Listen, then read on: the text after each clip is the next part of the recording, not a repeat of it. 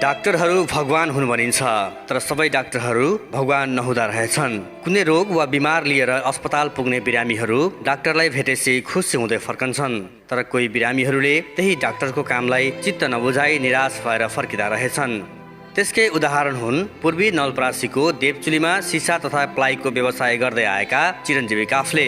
हट्टाकट्टा र स्फूर्त शरीर सहित पाइल्सको समस्या लिएर अस्पताल पुगेका उनी अहिले अस्पतालकै चक्कर काट्न बाध्य बनेका छन्। उनी भन्छन्, डाक्टरलाई भगवान भन्थे, तर मैले भेटेका डाक्टर त भगवान होइन अर्कै रहेछन्। आखिर किन भने चिरञ्जीवी काफ्लेले डाक्टरलाई यस्तो? मेरो आयुषा सिसा प्लाई सेन्टर मेरो फर्मको नाम हो। यही सिसा प्लाई दोकान यही मेरो व्यवसाय क्रममा मेरो कुनै एक ठाउँमा चाहिँ कामको सिलसिलामा सामान पुगेन। सामान नपुगिसकेपछि त्यो सामान लगभग एक हप्ता जति नआइसकेपछि म आफै गएर त्यो शुक्रबार हाम्रो त्यो 2077 9 महिना 3 गते शुक्रबारको दिन सामान लिनको लागि भनेर हामी नारायण जाँदै थियौँ। गयौँ, त्यहाँ सामान पनि पाइयो। लिएर आउने क्रममा जाने क्रममा अनि एकचोटि हस्पिटलमा पनि यसो चेकअप गरौँ। आफै मोटरसाइकल चलाएर हामी 2 जना गएको हो। जब एकचोटि यसो सामान्य त्यो चाहिँ मलद्वारमा सानो त्यो फुका जस्तो दिशा गर्ने बेलामा निस्किने, त्यसले कुनै पनि समस्या हुन्थेन मलाई। यो पनि एकचोटि देखाउँ भनेर त्यो बाहिरबाट देखाउन मिल्थेन। म आफै मैले मोबाइलमा फोटो खिचेर लिएर गएको थिएँ। अनि यो लिएर गएर अनि जाउँ कहाँ जाने त भन्दा हामी सधैँ फलो गरिरहने, सधैँ गइरहने चाहिँ हामी जो हामी कसैलाई केही पऱ्यो भने पनि जाने हस्पिटल भरतपुर सामुदायिक हस्पिटलमा गयो। त्यहाँ डाक्टरले हेर्नुभयो। त्यहाँ गरेको अरू केही पनि होइन। मैले उहाँलाई पनि फोटो देखाएँ, मेरो यस्तो हुन्छ, बाहिरबाट केही देखिँदैछ, तर यसले मलाई पीडा केही पनि गरेको छैन। सुन्नुभयो उहाँले, ब्लडिङ हुन्छ भनेको हुँदैन भनेको, दुख्छ भने दुख्दैन भने, केही हुन्छ समस्या केही पनि हुँदैन, तर यो के हो त्यतिको लागि आएको भनेर त्यतिको लागि भने सुत्नुहोस् भन्नुभयो। म सुतेर औँला मात्रै छिराउनु भयो भने औँला छिराएर अनि अपरेसन गर्नुपर्छ। औँला छिराएर यता आउनुभयो। त्यति बेलासम्म हाम्रो मिडियम म चाहिँ कपडा सपडा गरेर त्यति बेलासम्म मिडियमसँग कुरा गर्नु उहाँले। अनि के अरे यो चाहिँ 3rd स्टेजमा पुगेको छ, तपाईँ भित्र चाहिँ भइसकेको छ, यो अपरेसन गर्नुपर्छ भनेर मिडियमलाई कन्भिन्स गर्नुभयो उहाँले। अनि मिडियमलाई चाहिँ यो भोलि समस्या हुन्छ, यसले क्यान्सर पनि हुनसक्छ, यो तपाईँको चाहिँ यो भित्र बिग्रेको छ, अपरेसन गर्नुपर्छ, तपाईँले आज जहिले भए पनि अपरेसन गर्नुपर्छ, तुरुन्तै अपरेसन गर्नु होला, अपरेसन गर्नुहोस् भनेर भन्नुभयो। अनि हामीले चाहिँ होइन सर, म यत्रो व्यवसाय गरे मान्छे, म आफै मोटरसाइकल लिएर आएको छु, यो अहिले गर्न त सम्भव छैन भन्दा तपाईँको मेरो व्यवसाय छ, म टाइम मिलाउँछु भन्दा तपाईँको ज्यान रहेको तपाईँले चाहिँ के अरे व्यवसाय गर्नुहुन्छ, जब ज्यानै नरहे कसरी व्यवसाय गर्नुहुन्छ तपाईँले भनेर उहाँले भन्नुभयो। भनेपछि अब हामीले त डक्टरलाई त भगवान स्वरूप मान्ने, डक्टरको कुरा अब अरू कसको कुरा सुन्ने हामी। अनि त्यति बेलै अनि हामी 2 जनाले चाहिँ जस्तै मिडियमलाई पनि उहाँले कन्भिन्सै गर्नुभयो। जस्तै अब यस्तो हुन्छ उस्तो हुन्छ धेरै ठुल्ठुला सुहरू देखाइदिएर अनि हामी चाहिँ ल त्यसो भए अब के गर्ने त डक्टर, अब चाहिँ के गरेर अपरेसन गर्नुहोस्, तपाईँलाई अपरेसन गर्नुपर्छ भन्नुभयो। अनि हामी चाहिँ त्यसमा डक्टरको सल्लाहमा हामी राजी भएर अपरेसन गर्ने भनेर चाहिँ अपरेसन गर्नतिर लाग्यो। अनि तुरुन्तै हामीलाई ब्लड टेस्ट र छातीको एक्सरे इसिजी गर्न लगाउनु भयो। अनि हामी त छातीको एक्सरे इसिजी गरियो, त्यो रिपोर्ट आएको थिएन। अनि अब हामीलाई पनि थाहा भएन, अहिले बल्ल थाहा भयो यसको रिपोर्टहरू के चाहिने रहेछ, कसो रहेछ भन्ने कुरो हामीलाई अहिले बल्ल थाहा भयो। अनि तत्कालै त्यो एउटा मलद्वारमा हाल्ने एउटा सानो चाहिँ त्यसलाई के भन्छ त्यो चाहिँ पानीभित्र हालेर दिशा बनाउनलाई चाहिँ त्यो दिनुहुँदो रहेछ। अनि त्यो दिनुभयो। त्यो दिएर म चाहिँ टोयलेट, त्यो कुनै रिपोर्ट आएको छैन, म टोयलेटभित्र छिरेर 2 मिनेट पनि भएको छैन। सिस्टरहरू ढोका ढाकढाक गरेर डक्टर अपरेसन थिएटरमा गइसक्नु भयो, तपाईँ किन ढिलो गर्नुभएको, छिटो आउनुहोस् भनेर भन्नुभयो। अनि म एकचोटि कपडा टिपेर निस्किन लागिसकेको थिएँ। भयो यस्तो कहाँ यो यस्तो किन गर्ने, यो गर्दिनँ म, यस्तो पनि हुन्छ। यता भित्रबाट चाहिँ त्यो के अरे पानी छिराउनु भन्ने अनि के अरे टोयलेट पनि राम्रोसँग बस्न नदिने। म हिउँदैन म निस्किन्छु भनेर। तर फेरि अब चाहिँ त्यो सब कुरा चाहिँ हाम्रो म्याडमसँग चाहिँ उहाँले गर्नुभएको थियो। धेरै ठुल्ठुला चाहिँ उहरू पछि के हुन्छ यसो हुन्छ उसो हुन्छ भनेर। अनि म्याडमसँग पनि चाहिँ कुरा अब छोडिदिनु, अब के गर्ने भयो, अब अपरेसन गर्ने कुरा गरियो, नगराउनु भनेपछि अनि म फेरि गराइनँ। अनि त्यहाँबाट फेरि हामी अपरेसनभित्र गयो। त्यो रिपोर्ट त्यति बेलासम्म पनि आएको छैन, जुन ब्लड रिपोर्ट पनि आएको छैन, केही पनि आएको छैन। मलाई पछि बल्ल थाहा भयो, अपरेसनभित्र छिरिसकेर निस्किने बेलामा बल्ल चाहिँ त्यो रिपोर्टहरू गएको रहेछ। अब उहाँ कस्तो डाक्टर हो, के डाक्टर हो, त्यो सबै कुरा मलाई पनि थाहा भएन। हामीले अपरेसन गरिहाल्यो, किनभने हस्पिटलमाथि भर परियो। हस्पिटल राम्रो हस्पिटल भन्ने भयो, हस्पिटलमाथि भर परियो। पछि त्यही हामी 2 दिन, हामी कति दिन बस्यो हामी त्यहाँ? 4 दिन हामी त्यहीँ बसियो। त्यहीँ बसेर चाहिँ त्यहीँ हामी बसियो। त्यसपछि तपाईँ घर जानुहोस् भन्नुभयो। अनि 1 हप्ता उहाँले भन्नुभयो 1 हप्तामा ठिक हुन्छ, 1 हप्ताभन्दा बढी लाग्दैन। यो सामान्य तपाईँको अहिले अपरेसनै के अरे भन्दैन। तपाईँ यो ब्लड स्लड रिपोर्ट पछि आएपछि किन आयो भनेर सोद्धा यो अपरेसनै होइन, यो त सामान्य हो, यो केही पनि होइन भनेर भन्नुभयो। अनि हामी 4 दिन बस्यो। 4 दिन बसेर आइसकेपछि त्यहाँबाट पनि दिन झन् चाहिँ बेठिक हुँदै गयो। अनि फेरि 9 गते राति 11 बजेबाट हामी बाथरुममा बसेको, पुरै ब्लड मात्रै आउँछ। अनि पिसाब पनि रोकियो, सबै यता केही नहुने भयो। अनि त्यहाँ राति नै एम्बुलेन्स खोजेर फेरि हामी 9 गते राति गयो त्यही हस्पिटल गएर त्यहाँबाट त्यो दिन चाहिँ त्यहाँ बसियो। अनि त्यहाँ पिसाब पुरै ब्लक भएको रहेछ। अनि ब्लक गरेर त्यहाँ पिसाब खोलिनु भयो। अनि त्यसपछि 9 गते 10 गते फेरि फेरि बेडमा गएर बसियो, त्यही हामी चाहिँ क्याबिनमा गएर बसियो। अनि सर म यो सकिनँ, मलाई एकदमै पीडा भयो सर भनेर चाहिँ उहाँहरूलाई मैले भनिसकेपछि एकचोटि त्यसो भए सूर्यज्योति सरलाई देखाउने भनेर भन्नुभयो, जुन मलाई अपरेसन गर्ने आदित्य जला। अनि सेकेन्डचोटि चाहिँ सूर्यज्योति सरलाई देखाउनु पऱ्यो, ओटीमै लानु पऱ्यो उहाँलाई भन्नुभयो। फेरि 10 गते फेरि पुनः ओटीमा गइसकेपछि अनि उहाँले हेर्नुभयो। उहाँले हेरिसकेपछि पुरै दिशा मेरो ब्लक भइसकेको रहेछ। अनि त्यहाँबाट उहाँले चाहिँ हेर्नुभयो। उहाँले हेरेर चाहिँ अब के भयो के हो केही थाहा भएन। ठिक छ तपाईँको, ठिक छ मलम लगाउनुहोस् भन्नुभयो। अनि मलम लगाउनु फेरि पनि हामी 8 दिन त्यहीँ बसियो। त्यसपछि 10 गते फेरि ओटीमा गएर 8 दिन त्यहीँ बसियो, 18 गतेसम्म त्यहीँ बसियो। अनि 18 गते फेरि जानुहोस् तपाईँहरू घर जानुहोस् भन्नुभयो। 18 गते त्यहाँ 18, 19, 20, 21 झन् नराम्रो, झन् दुखाइ, झन् सन्चो होला भनेको झन् दुखाइ भयो। अनि हामी 28 गते फेरि यहीँ हाम्रो चाहिँ स्थानीयको सल्लाहमा, यहाँ बहिनीहरूको के अरे दाइहरूको सल्लाहमा चाहिँ ल अब के गर्ने त भन्दा यत्रो समय लाग्दैन, तपाईँको अपरेसन बिग्रिन्छ, एकचोटि जानुहोस् काठमाडौँ भन्ने कुरा भयो। अनि हामी काठमाडौँ गयौँ। काठमाडौँ गएर मेडिसिटी हस्पिटलमा चाहिँ गयो। 28 गते मेडिसिटी हस्पिटलमा गएर अनि त्यहाँबाट तपाईँको चाहिँ एकदम यो उहाँहरूले डक्टरले हेर्नुभयो, तपाईँको अपरेसनै बिग्रेको छ, तपाईँ सानो उसले एक त तपाईँले अपरेसनै गर्नु पर्ने। यो तपाईँको मैले किनभने मैले त्यहाँ मेरो आफ्नो फोटो नै छ, मैले चाहिँ मसँग प्रुफ छ, मैले फोटो खिचेको थिएँ कि पहिला जस्तो सामान्य हुन्छ त्यति बेला चाहिँ मेरो केही पनि देखिन्थेन।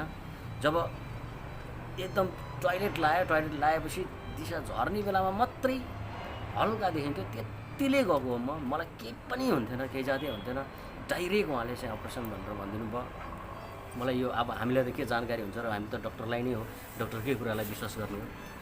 अनि त्यसपछि हामी चाहिँ अपरेसन गरिसकेपछि अनि उहाँ भरतपुर के अरे उहाँ मेडिसिटी गइसकेपछि मेडिसिटीको डक्टरले अपरेसन थिएटरभित्रलाई घुलिसकेपछि 10 जना डक्टरले चाहिँ त्यहाँ 8-10 जना डक्टर एकैचोटि ग्रुप जाने, आधा मात्रै मारेको हुन्थ्यो, यहाँबाट मात्रै तल गरेको हुन्थ्यो।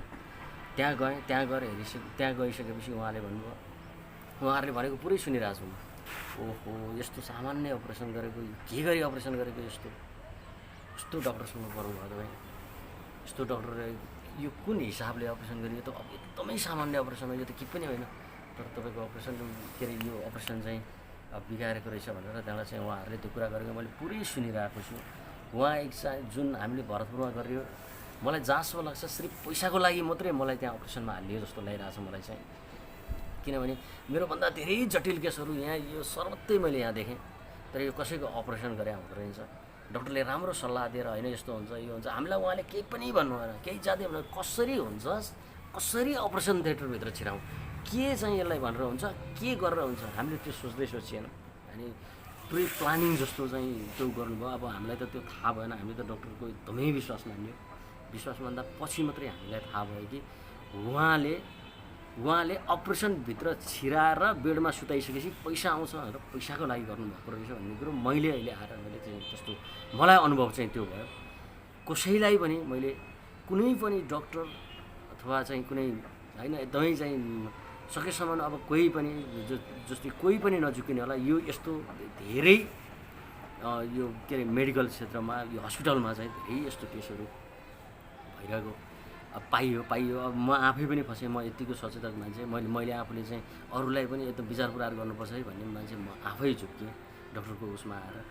अब अरू मैले चाहिँ अब अरू त के भन्ने र मलाई आफूलाई त्यही आज म यो स्थितिमा छु, सामान्य नर्मल भएको मान्छे। अहिले मेरो यहाँबाट चाहिँ भएको छ कति पीडा भयो, कति पीडा सहेँ। कहिले चाहिँ त्यो के अरे 1 बजे छिरेको मान्छे 5 बजेसम्म टोइलेटमा जाने, न टोइलेट हुन्छ न चाहिँ पिसाब हुन्छ। कति दुःख पाएँ, कति पीडा पाएँ। अझै पनि मेरो यो चाहिँ 22 गते फेरि 23 गते फेरि म मेडिसिटी जाने हो। मेडिसिटी गएर फेरि त्यहाँबाट हालमा अझै घाउ त मेरो अझै पनि भएको छैन। त्यही पनि अब डक्टरले के भन्नुहुन्छ उहाँ फेरि पनि मैले डक्टरकै विश्वास त मान्ने हो होइन। अब डक्टरलाई नै गर्ने हो, तर डक्टर पनि डक्टरै मात्रै भनेर पनि नहुँदो रहेछ। डक्टरको सबै कुरा डक्टरै हो भन्ने कुरा पनि चाहिँ हामीले अब मैले मेरो आफ्नो उसबाट चाहिँ आधी कुरा हामी आफू बिरामीले पनि जान्न पर्दो रहेछ भन्ने मलाई लाग्यो। अब चाहिँ जो कसैले पनि हस्पिटल जाँदाखेरि अलिकति विचार पुऱ्याएर मात्रै जानु होला। त्यहाँ गएर डक्टरको मात्रै सल्लाह पनि नलिनु होला। एउटा डक्टरसँग चाहिँ चेक गराउनु भने फेरि अर्को डक्टरसँग पनि चेक गराउनु होला भन्छु म चाहिँ। मैले बिहोरेको हिसाबले एउटा डक्टरले के भन्नुहुन्छ अर्को डक्टरलाई पनि सोध्नु, अर्को डक्टरले फेरि अर्कै भन्न सक्नुहुन्छ जस्तो लाग्छ मलाई चाहिँ। किनभने यो चाहिँ यो म परेको केसमा चाहिँ यदि मलाई आदित्य जलान बाहेक अरू कुनै डक्टर हुन्थ्यो भने मलाई चाहिँ अपरेसन गर्न भन्नुहुँदो रहेछ जस्तो चाहिँ मलाई लाग्यो।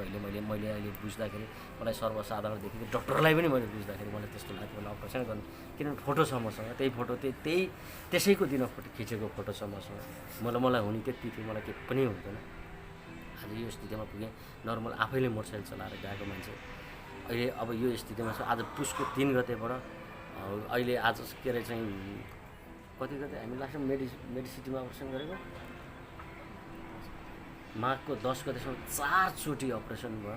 4 चोटि अपरेसन गरेर यहाँसम्म त्यो घाउ नै सन्चो नभएर गर्दा एकदम ठुलो भयो घाउ, सन्चो नभएर यहाँबाट चाहिँ यसरी लिएर आएको त्यो विकल्पको लागि अब त्यो सन्चो गराउनको लागि यति दुःख पाएँ मैले।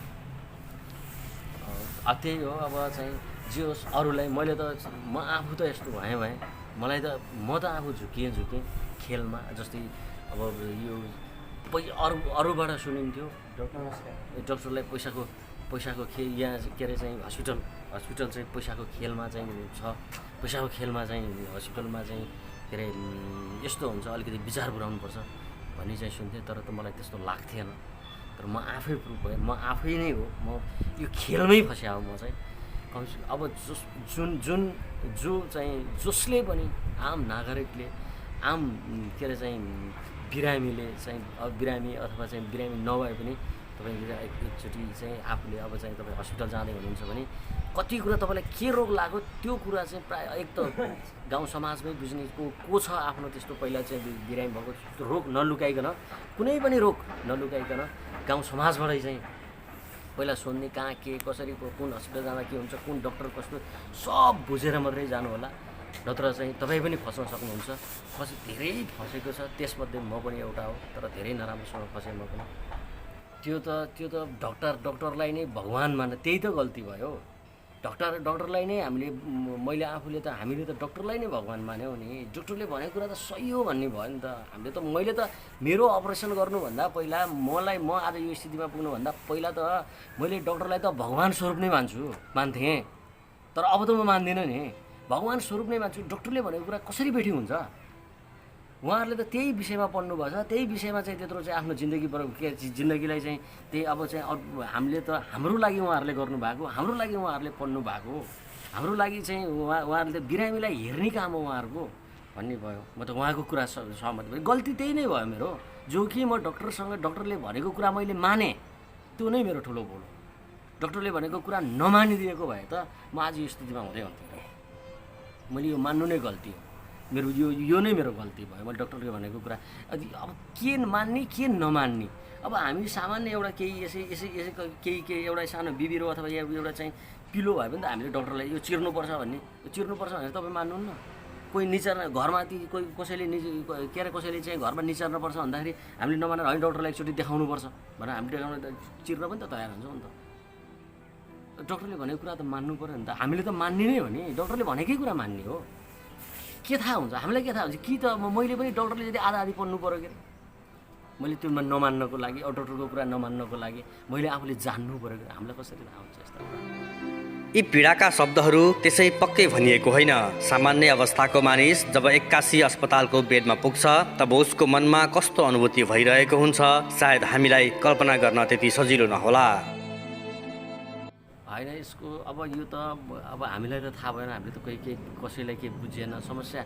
मेरो आफ्नो समस्या हुन्थ्यो भने त मैले भन्थेँ होला अरूलाई पनि, जस्तै त्यसले मलाई कुनै समस्या लिएर आएको थियो भने साथीभाइसँग सेयर गर्थेँ होला, केही पनि होइन। म त नर्मल सामान लिन भनेर गएको मान्छे एकचोटि त्यहीँ नाडै पुगेछ, एकचोटि देखाउँ न त, एकचोटि चेक गरौँ न त के रहेछ भनेर सोधौँ भनेर मात्रै गएको। तर हामी त्यति बेलै झुक्कियो, त्यहाँ गएर झुक्कियो। खास हामी त्यो यसको लागि भनेर गएको पनि होइन त्यति बेला। अनि भरतपुर सामुदायिक अस्पतालले 4 पटक तपाईँलाई अपरेसन गर्यो, 2 पटक अपरेसन गर्यो। त्यसपछि तपाईँ उहाँहरूको सम्पर्कमा जानु गएन। अब मेरो यो अपरेसन बिग्रिएको छ, अब म छिटोभन्दा छिटो चाहिँ राहत पाउँछु भनेर तपाईँ काठमाडौँतिर जानुभयो। दुईचोटि त्यहाँ भयो, मेरो सन्चै भएन, त्यहाँबाट झन् पीडा भयो, झन् अब उठ्नै नसक्ने स्थिति भयो। अब खाना केही हुन्न, खाने बित्तिकै तपाईँको चाहिँ अब केही खाने बित्तिकै तपाईँको एकदमै चाहिँ त्यहाँ अब टोइलेट त्यसै पनि अब टोइलेट हुँदैन, त्यही माथि अलिकति केही खायो भने त्यही पानीमा पकाएको चाउलो र पानीमा पकाएको चाहिँ दाल मात्रै खाइयो। त्यो दाल खाएर चाहिँ दाल खाँदा 1.5 महिना भइसक्यो। अनि सासै फुस्केला जस्तो पुरै स्वर धोद्रो भयो, अनि सासै फुस्केला जस्तो भयो। अनि मैले अब के गर्ने कसो गर्ने भनेर यहीँ हाम्रो छिमेकी दाजुभाइहरूसँग सोद्धाखेरि यहाँ दाइहरूले चाहिँ के भन्छ दाइ उहाँले चाहिँ जाऊ भाइ अब त के अरे अपरेसन बिग्रेछ कि जाऊ यहाँ अब काठमाडौँतिरै जाऊ भन्दा अनि कहाँ जाने भन्दाखेरि त्यही सम्पर्कमा चाहिँ मेडिसिटीको चाहिँ डक्टरसँग एकजनासँग सम्पर्क भयो। अनि हामी त्यहीँ गयौँ, त्यहाँ गएर लास्ट तपाईँको घाउ नै अब तपाईँको अपरेसनै बिग्रेको छ। अनि तपाईँको अब यो घाउ सन्चो हुन चाहिँ गाह्रो हुन्छ, अब यो यताबाट यो गर्नुपर्ने भयो भन्दा अब म त लगभग लास्ट स्थितिमा पुगिसकेको थिएँ। आज यो मेरो ज्यान त आज कति भयो, 3 गतेबाट आज 22 गते लगभग 2.5 महिनाभन्दा बढी भयो।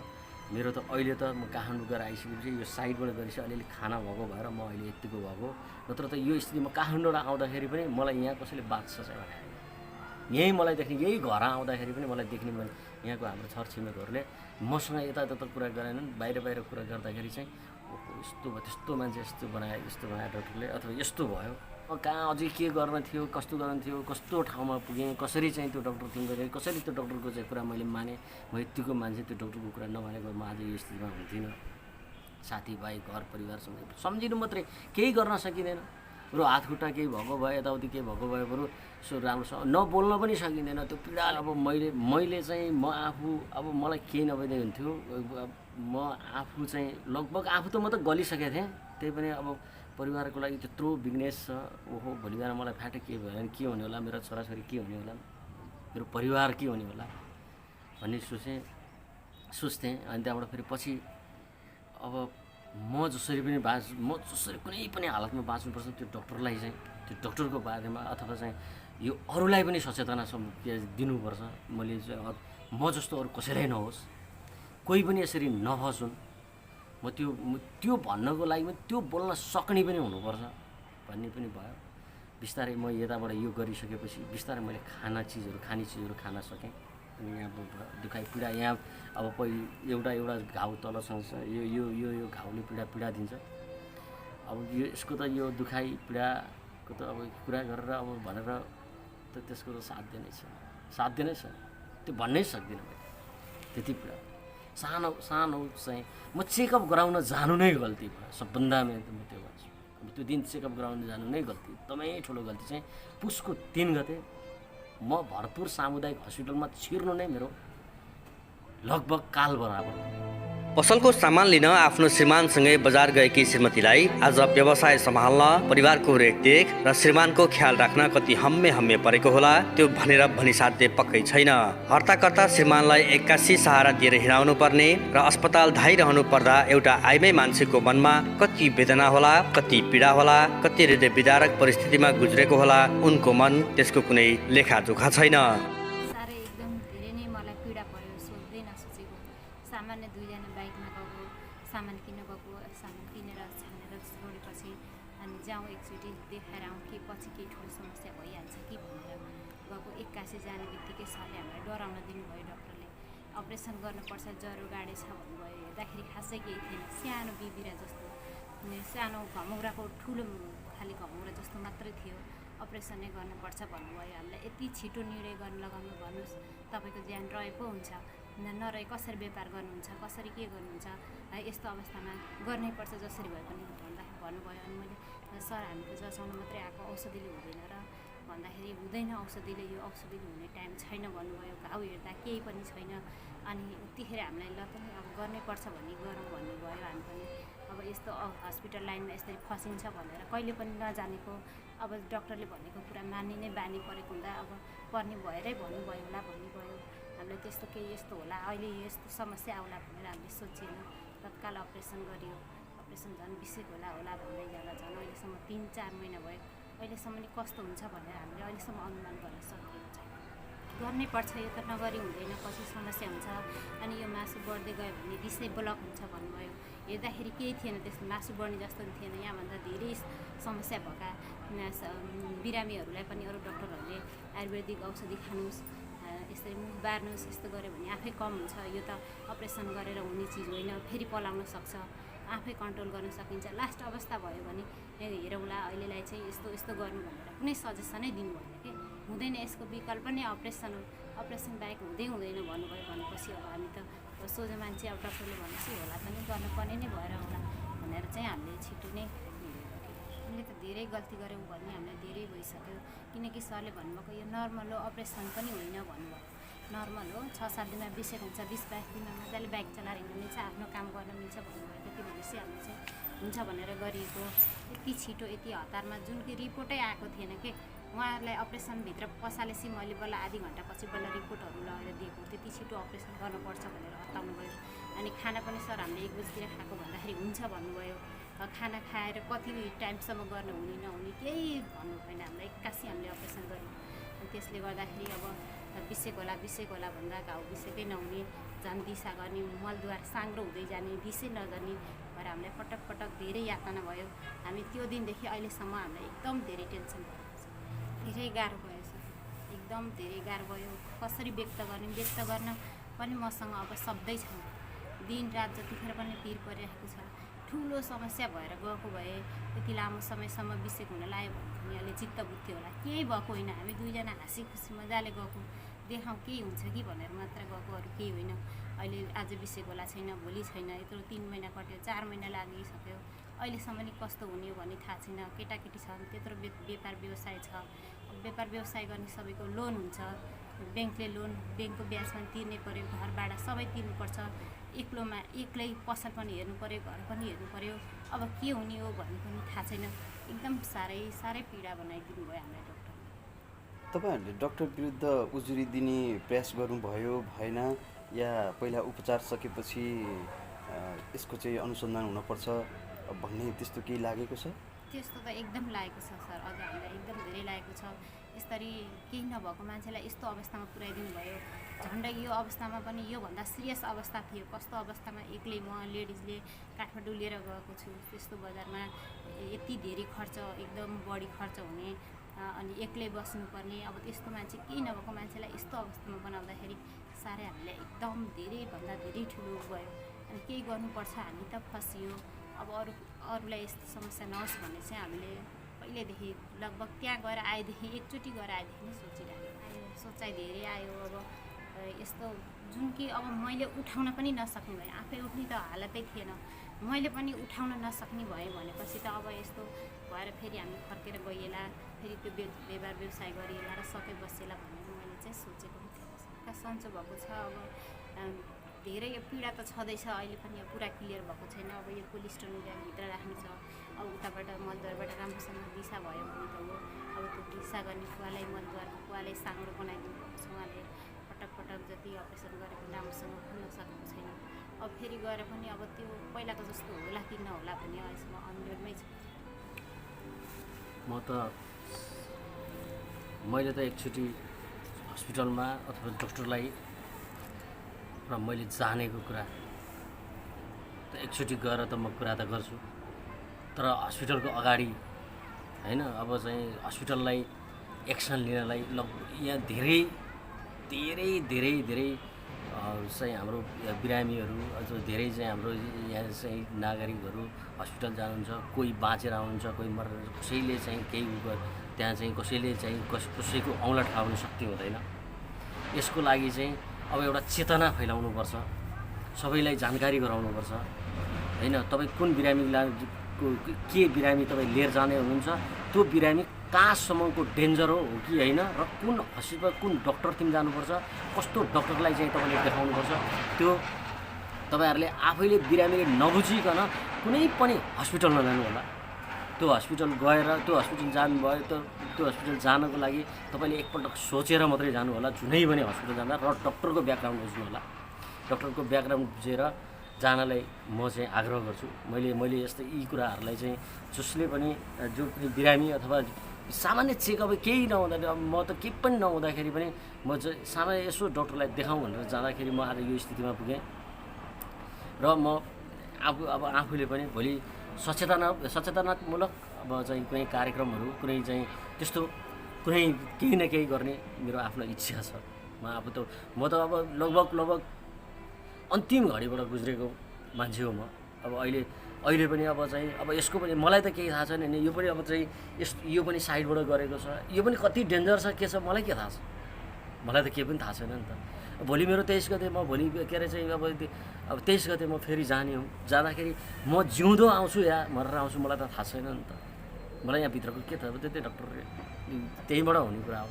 मलाई त यो कुन ठुलो हिजोको त्यो ठुलो थियो कि सानो थियो जुन डक्टरले अपरेसन गर्नुभयो, यो सानो हो कि ठुलो हो उहाँहरूलाई थाहा, मलाई त थाहा हुँदैन नि त। हामीलाई त केही पनि थाहा हुँदैन, हामी त भरोसै पर्ने हो नि त।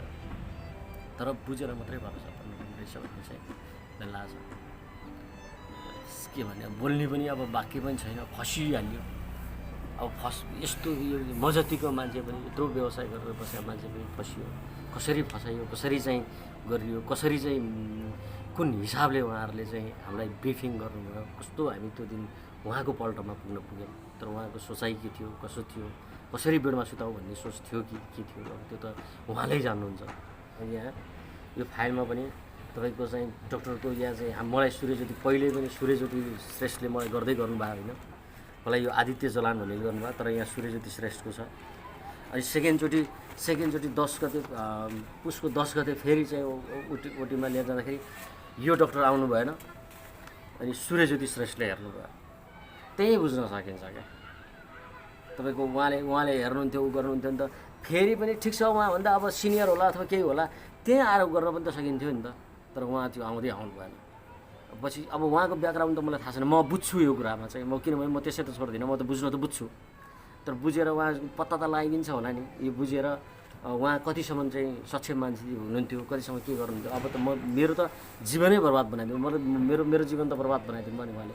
मलाई त अब चाहिँ मैले जिन्दगीभरि खानादेखि लिएर गएर सबै कुरा चाहिँ मैले पुरा विचार पुऱ्याउनु पर्ने भयो होइन। म अच्छा खासा मलाई केही पनि खानादेखि केही जाँदै चाहिँ कुनै पनि समस्या थिएन, सिर्फ त्यत्तिको लागि चेकअप गर्नको लागि गएको थिएँ। म जाँदाखेरि ठुला चाहिँ यो यस्तो हुन्छ उस्तो हुन्छ यो हुन्छ भनेर देखाउनु भएर म चाहिँ हामी त्यतातिर गयो। चिरञ्जीवी काफ्ले त एक उदाहरण हुन् जसले आफ्नो अनुभूति आम जनमानसमा पुर्याएर अरूलाई समेत सचेत राख्न खोजे। आशा गरौँ भोलिका दिनमा चिरञ्जीवी काफ्लेले भने झैँ कुनै डाक्टरले कोही बिरामीको चित्त नदुखाउन्, बिरामीलाई शारीरिक सन्चो नबनाई मानसिक रूपमा अर्को घाउ कुनै डाक्टरले नदेऊन्, यही कामना गरौँ।